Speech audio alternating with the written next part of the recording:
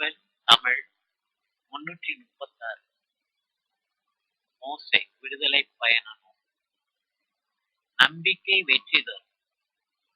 கடவுளின் வழிநடத்துதல் most important story.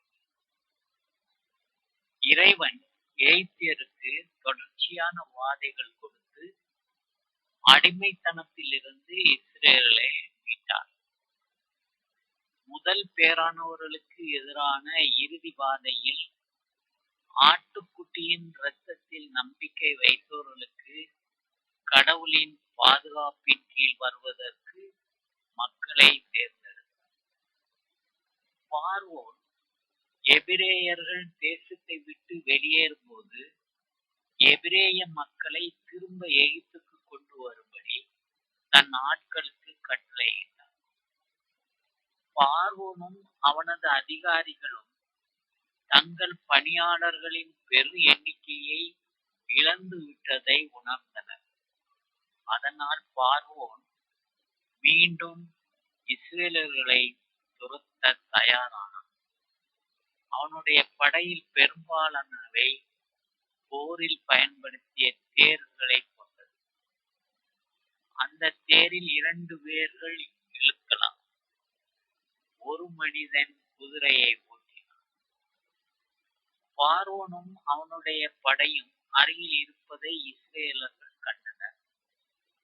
உடனே இஸ்ரேலர்கள் மோசேயை குற்றம் சொல்ல ஆரம்பித்தார்கள். அவர்கள் எகிப்தை விட்டு வெளியேறி விட்டதாக மோசேயை குற்றம் சாட்டினார்கள். ஆனால் அவர்கள் மிகவும் பயந்துதான் அப்படி சொன்னார்கள். அடிமைகளாக தாங்கள் அனுபவித்த துன்பங்களை அவர்கள் விரைவில் மறந்துவிட்டனர். கடவுளின் தூதர் இஸ்ரேலர்களை பாதுகாப்பதற்காக அவர்களுடன் பயணம் செய்தார். உயரமான மேகம் இஸ்ரேலுக்கு பின்னால் ஒரு இடத்திற்கு நகர்ந்தது. அப்போது எகிப்திய ராணுவம் இருளில் மூழ்கியது. அவர்களால் இஸ்ரேலர்களை பார்க்க முடியவில்லை.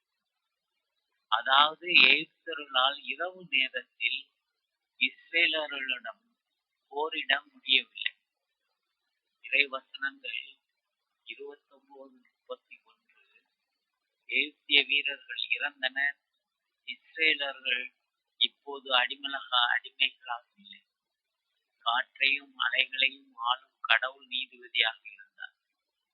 எகிப்தியர்கள் குற்றவாளிகள். கடவுள் தம் மக்களை விடுவித்தார்.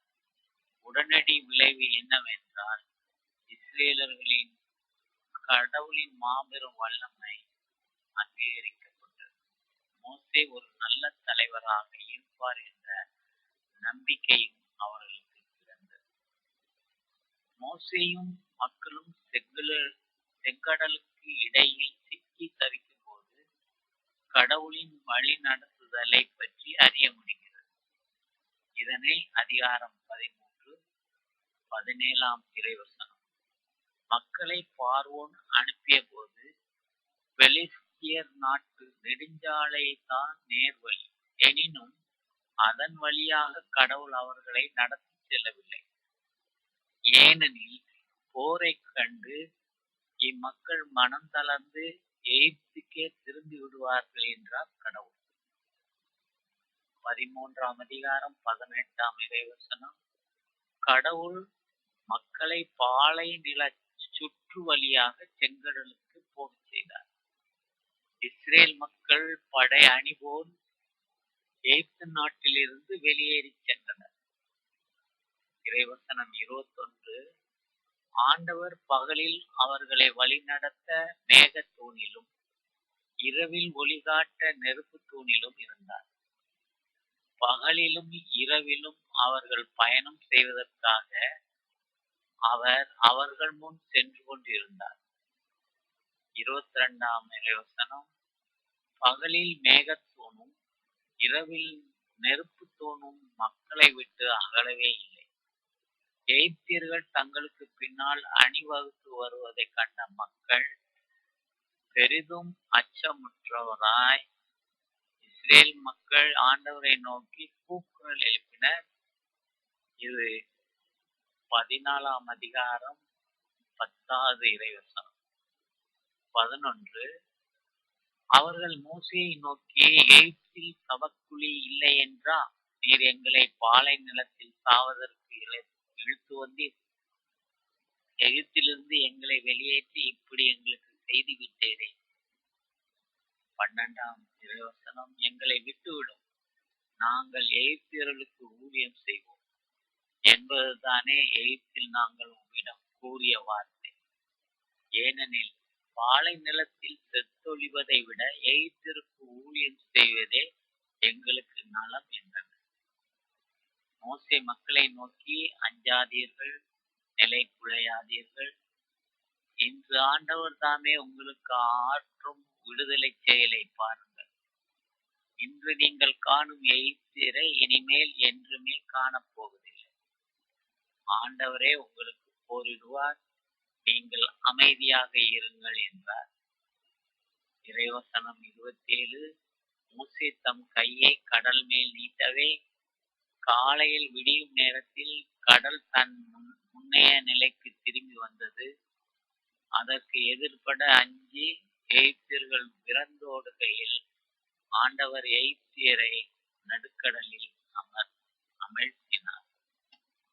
29. ஆனால் இஸ்ரேல் மக்கள் கடலின் உலர்ந்த தரையில் நடந்து சென்றனர். நீர்த்திரள் வலப்புறமும் இடப்புறமும் அவர்களுக்கு சோறாக நின்றது. இறைவசனம் 30. இவ்வாறு ஆண்டவர் அந்நாளில் எகிப்தியர் பிடியில் நின்று இஸ்ரேலுக்கு விடுதலை அளித்தார். கடற்கரையில் எகிப்தியர் செத்து கிடப்பதை இஸ்ரேலர் கண்டனர். இறைவசனம் 31. எகிப்தியருக்கு எதிராக ஆண்டவர் கைவன்மை காட்டி செயல் புரிந்ததை உணர்ந்து ஆண்டவர் மீது மக்கள் அச்சம் கொண்டனர். மேலும் அவர்கள் ஆண்டவரிடம் அவர் அடியார் மோசேயிடமும் நம்பிக்கை